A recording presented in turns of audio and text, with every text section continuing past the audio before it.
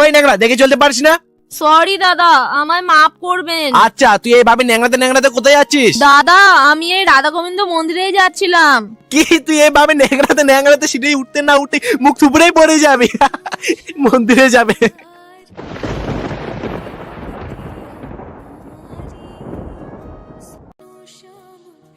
দিদি তাড়াতাড়ি চল, আমার প্রাইভেট আছে।